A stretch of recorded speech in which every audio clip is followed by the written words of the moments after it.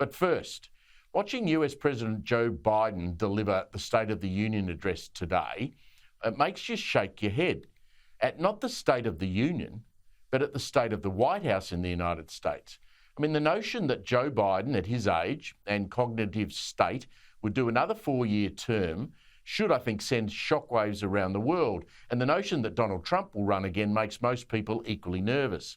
Now, watching the US president, and this gives me no comfort, I was sitting there on my couch waiting for Joe Biden to make a mistake, to get someone's name wrong, to lose his place on the auto queue.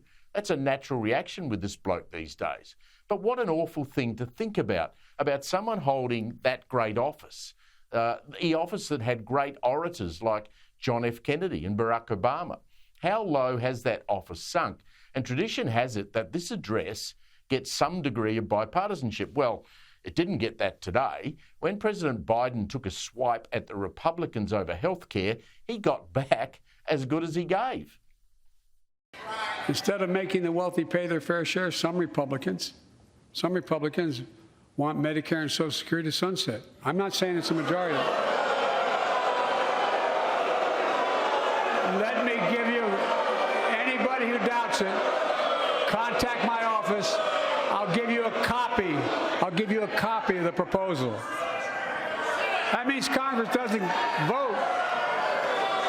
Well, I'm glad. Now, I know Donald Trump copped it a few times during his presidency, but that was fairly unusual to have that sort of reaction. The other moment in that speech that stood out for me was Joe Biden's use of the parents of Tyree Nichols. Now, Tyree Nichols is the African-American beaten to death by 5 African-American police officers. Tyree's parents were in the gallery, and this was just days after his funeral service, which I find bizarre in itself. Now, Joe Biden referenced the divisive issue of police violence in America. Most of us in here have never had to have the talk that brown and black parents have had to have with their children. Bo, Hunter, Ashley, my children. I never had to have the talk with them. I never had to tell them if a police officer pulls you over, turn your interior lights on right away. Don't reach for your license. Keep your hands on the steering wheel.